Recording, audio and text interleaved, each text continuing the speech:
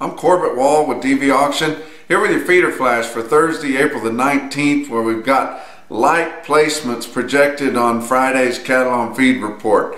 And you think, oh great, you know, these placements have been so heavy and bogging us down and making all these feedlots full and light demand on feeder cattle and everything, and we finally got some light placements projected for this month's report. Well, not so fast there.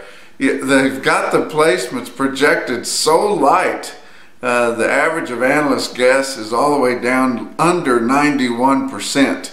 Well, we've been running way over 100 here for just months on end, and now we're at 90.9% on the projection of the Unnerberry analysts there, and that's going to be hard to live up to. I know we had really light runs in March and just not a lot of cattle moving, but boy, that would really be something if we could. And if we did happen to come in under that 91, that would be big time bullish for your far out fat cattle trade and things like that. But I just don't know how we could match that.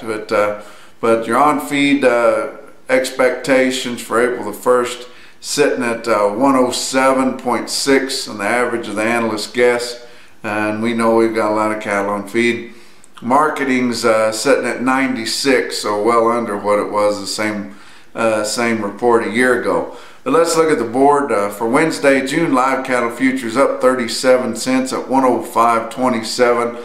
April's up 92, still trying to catch your fat cattle trade, sitting at 118.97 at the close of the day for your spot fat cattle futures. May feeder cattle up 42 cents at 140.67, and April up just 2 and kind of settling in here to go off the board at 138.37. But your fat cattle trade is going to be very curious. We haven't seen a whole lot of trade at all.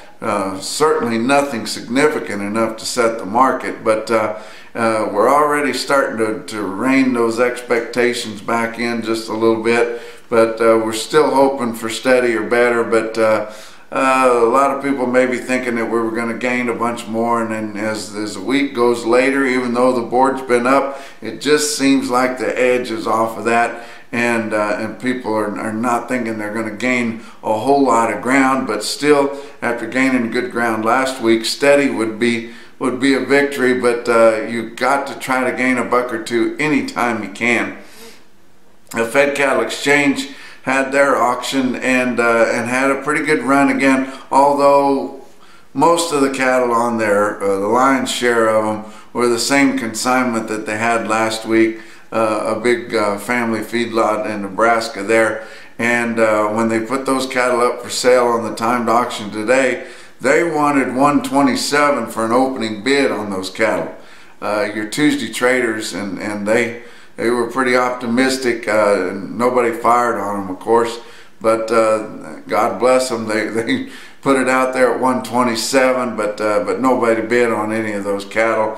They did sell a couple of pens. One deal of green heifers at 120, and then one deal of steers at 122 in Nebraska. So that would be steady, sure steady. So we have no reason to think that it's not going to be that well. Although you did have some cattle come in on mandatory price reporting in the Nebraska area, a pretty good slug of them, 6,400 head on a dress basis from 185.5 to 186.5. But those cattle are probably for an out front delivery, maybe not long term, but off in the distance a little ways, and we don't know anything about the quality of those cattle. They just showed up on there. But we're still thinking we can hold that 120, 122, and maybe gain a buck or so. Maybe gain a buck or so in the Southern Plains. You know, they should be able to get mostly 120 instead of that 117, 18 business they've been doing the last couple of weeks there early. But box beef cutout values drifted lower middle of the week here. Choice cutouts 211.64. That was down 49 cents from the previous day, and selects now well under $200 at 198.57, down 101 with a $13 choice select spread. Your slaughter is looking to be big this week. 355,000, which is keeping pace pretty well with the 356,000 we had the same time last week. But you remember we had this huge buildup last week, like we were going to have a monster kill, and then that blizzard blew through and shut all your Northern Plains packing houses down on Saturday, which wiped out our big kill week, and because we had a very disappointing Saturday last week. But we're thinking we're going to have continued big kills every day this week, and then have a decent Saturday, which will put us way up there. But still, that 355,000 so far this week is 16,000 more than the same week a year ago. Let's look at your feeder markets. Your real-time index on Beef Market Central late on Wednesday sitting at 136.90, and that was down $1.72, with a lot of your Southern Plains high volume auctions being held on Wednesday. And suddenly, Wednesday's your big day to have sales. Of course, we have OKC West on Wednesdays. We have Dodge City, Kansas on Wednesday. We have St. Joe Stockyards on Wednesday. And it used to be years ago always Monday, but now it's seeming that the middle of the week is when we sure get a good test of the market on our yearling feeder cattle. But as at OKC West, the biggest sale in the country, in El Reno, Oklahoma, 12,800 head for the 2-day sale. And you think, wow, that is huge. That is exactly the same as they had the same week a year ago.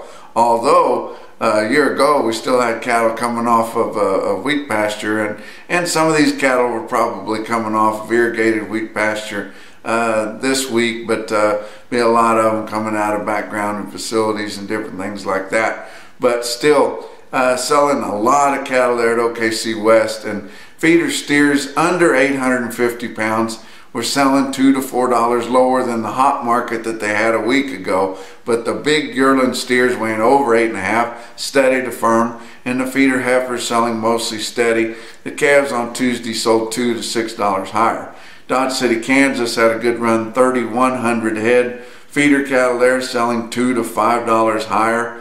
St. Joe Stockyards, my favorite market. I'm not biased to anybody but St. Joe, but I just spent too many years sitting in that sale and I have so many friends around there. But St. Joe Stockyards had a good run, 2,400 head there, and they had a hot sale. We've been seeing some hot sales up there in that Northern Plains there and upper Midwest. And being that sale is north of I-70, I consider that the Northern Plains. But St. Joe sold some really good prices there, but really those middleweight cattle right in there, your high 6s and low 7 weight cattle. Market reporter there called the 7 weight steers $14 higher. Now that is something to say there, but they were selling a lot of those cattle, those steers weighing just in the light 7s, up to $1.70, and the weighted average on those light 7s was over 169, so really selling the heck out of those. Both steers and heifers. They had 73 head of heifers, good black heifers weighing 734, bring 149 heifers, guys. And then probably the top sale in there was not a load, but a good ring full of steers weighing 815 pounds, bring 154. Now that would be quite a price there, and those cattle were consigned to my good friend, longtime commission man and auctioneer, Merrill Carr, and I'd like to give a shout out to him. I'm not sure if he's watching these video reports, but Merrill and I go a long ways back, and he can still sell the cattle when they bring them to him. He can get the price for them. But another individual quote, or several I want to show you here, was back at El Reno. Look at these strings of yearling steers here of more than 150 head that they sell. You'd think they fool around in El Reno, Oklahoma. Look at all these strings of big strings of steers selling, and then they had another 40 drafts of at least loads or bigger steers, and that's just the steers, not counting the heifers. But Dale and John Cooper there, nobody sells more cattle on site than they do, and they flat move the cattle through El Reno. But all these strings here, including 296 head of 840 pound steers, bring 133.75. That's your feeder flash for Thursday.